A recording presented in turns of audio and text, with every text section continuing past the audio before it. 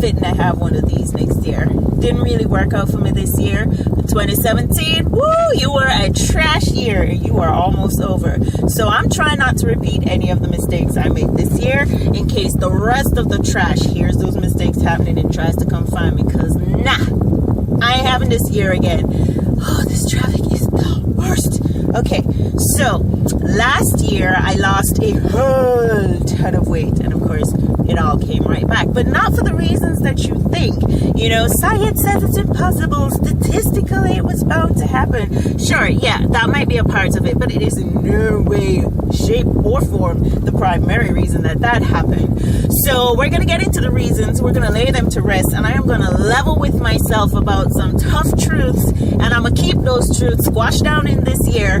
Oh, traffic, so that they don't come and harm me again. So, number one, lies I've told myself about myself. Skinny is better than healthy. Wrong.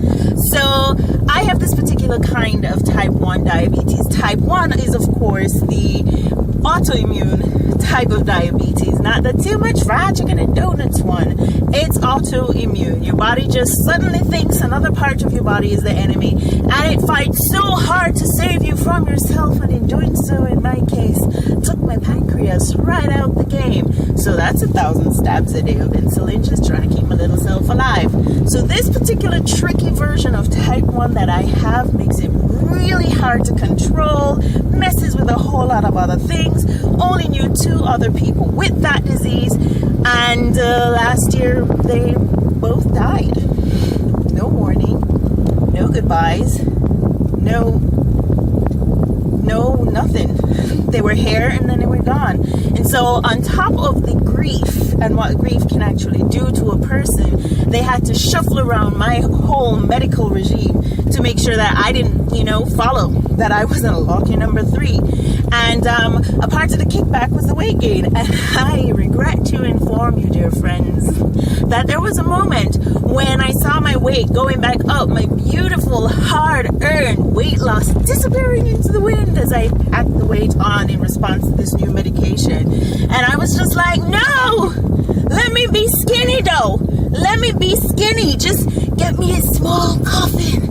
That's bad. That is terrifying that it took me so long to realize that the fact that I was still alive was a huge win. What is in my head that I could literally sit there and think, skinny, healthy and alive? I don't know, it's a toss-up, you guys.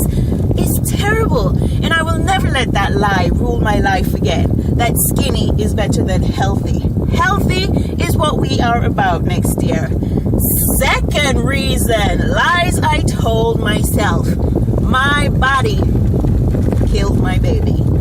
So, part of this whole glorious type 1 diabetes story is that it tends to handle my pregnancies very well. But once I've had the baby, then it goes crazy. Can't control my blood pressure, can't control my blood sugar. My hair does crazy things, my skin does crazy things.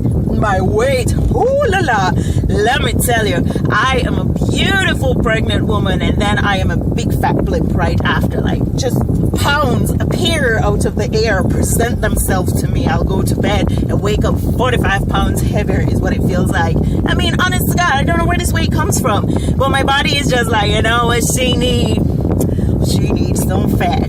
We got you, boo. Fat everywhere.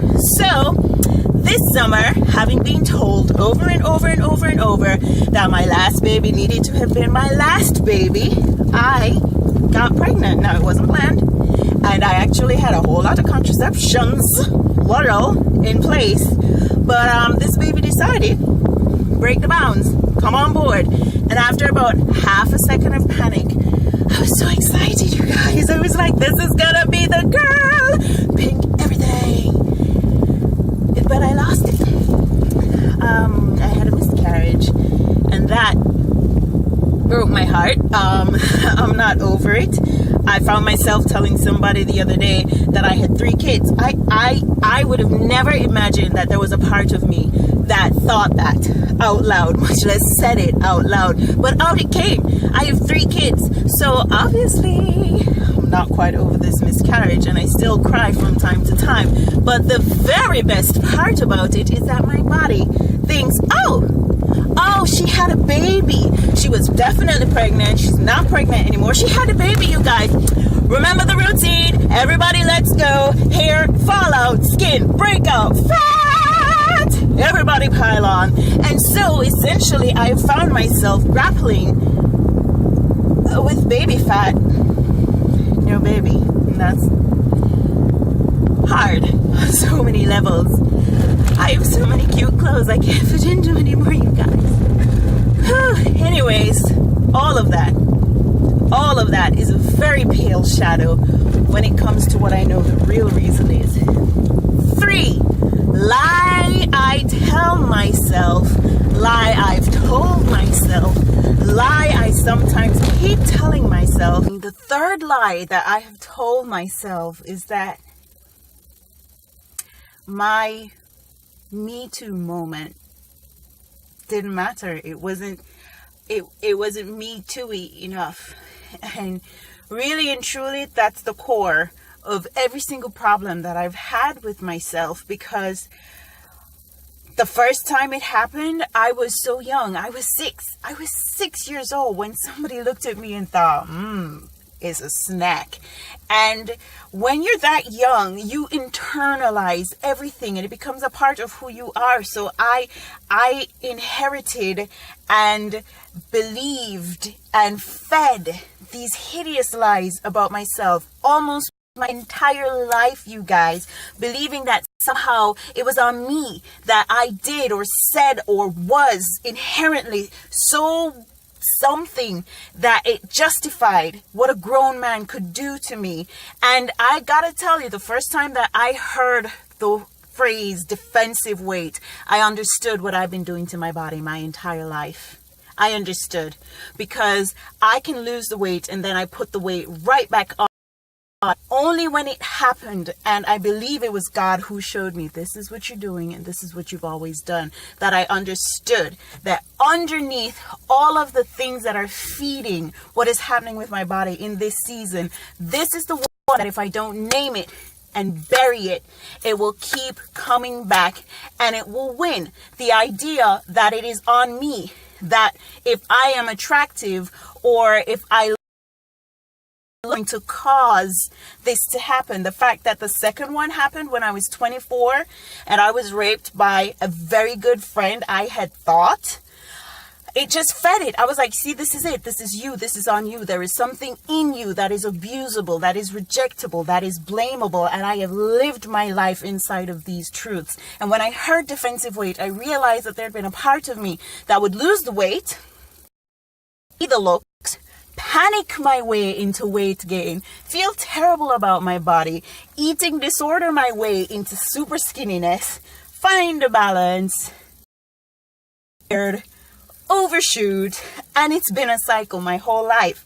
And it was there in a parking lot last Christmas, exactly 1 year, when I was already extremely triggered by what was happening that November. If you will remember, essentially somebody was accused of sexual misconduct and nothing happened, and something inside my body just fell apart. I was like, oh, you see, so it doesn't matter. Even if you are brave enough to say this thing happened to me, it doesn't matter. So why am I going to expose myself when there's still a part of me that believes I am actually the one who made it happen? So in this state of triggertree, a simple, but not so simple exchange in a parking lot, my arms brimming with ornaments and tinsels and everything sparkly and glittery, when a man slows down as he passes me, and everything inside me panicked. It's almost like a blacked out. And when it came to, I was in a parking lot of a fast food chain, just like, save me food, rescue me fat. And I have lived in the raw terror of the first days of my rapes. Now, triggered. It's a real thing, you guys. And that's a lie that I'm not going to take any further with me, because it has stolen so much from me. And this time I'm not speaking about bikini bodies, although, hey, I want that back, you guys. I had it one time, many times, frequently, over and over, and then lost it. I mean, I just explained the cycle to you. But this is the thing. I have lived my life in the shadows of who I could be. I have lived my life under the surface of who I could be. I mean, examine it, you guys. I know some of you are like, oh, Nats, you're so sparkly, full of personality. Why, thank you. That is true. Yes, it is. But if you look at it closer, you will see that I can make an incredible impact in a moment and then just sort of disappear and erase my tracks just in case you come looking. And generally speaking, I do it so that you won't come looking, just in case you don't find me, because of how long I was suicidal, for how long I was so sure that I was forgettable, that I was not memorable, that I was rejectable. And it was up to me to make sure that I cut that outcome off so I wasn't surprised and hurt by it. And I'm sick of it. I yearn for community. My obsessions are shows where friends show up for each other, even if they're dysfunctional and even if they're crazy. I feed my soul on these images because it's all I want. And I know I was made for it. But I've talked myself out of it because A, don't be stupid. You're broken and disgusting and horrible. And B, don't be stupid. You're forgettable and ridiculous. So just stop it. And C, people can hurt you. Run. And I'm done running.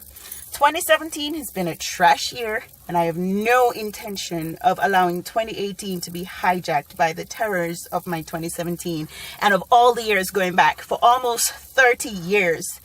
That's enough. That's enough. It's stolen enough.